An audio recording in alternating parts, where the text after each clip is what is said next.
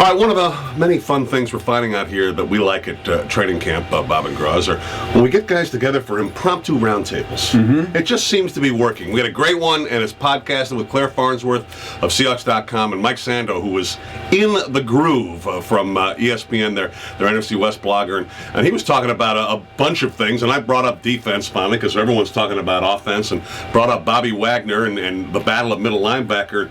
And Sando was interesting. He brought up a conversation he had with Michael Robinson and really said, hey, you want to feel good about Bobby Wagner? He's playing.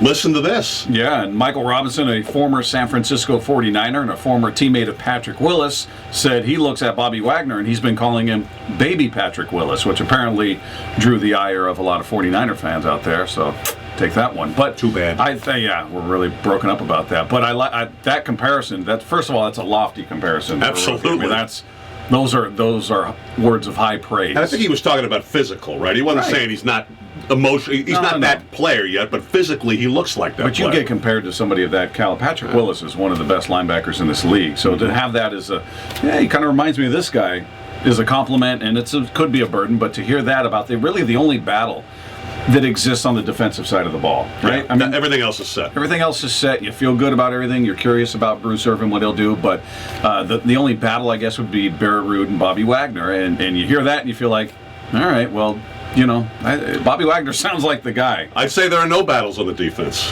I mean, if he's out there looking like Baby Willis, because one of the points that Mike made, and it's a valid point too. I mean, this Seahawk defense, unlike the offense, they're the guys who are bringing everyone back. The only change they made, as a matter of fact, would likely be the one at middle linebacker. The two guys playing on opposite him are going to be Leroy Hill and KJ Wright, just like they were last year. Bruce Irvin added in the mix in the front line, but otherwise it's the same front wall, and of course the Legion of Boom behind him is going to be the same as well. So, I mean, it's not a bad place to be a rookie if you have to hide him, but if I'm hearing Baby Willis, doesn't sound like you have to hide anyone. No, you don't. And let's just say it goes the other way. Our crusty old linebacker friend Dave Wyman has been a big fan of what he's seen out of Barrett Roode so far this year. So you're going to trust the eyes of a former linebacker watching this guy. He likes both guys, but he's been very high on Barrett Roode. His question mark is, can he stay healthy? He's been dealing with a lot of injuries coming into the Seahawks camp. So it feels like if he's healthy, they go with Wagner, they go with Roode.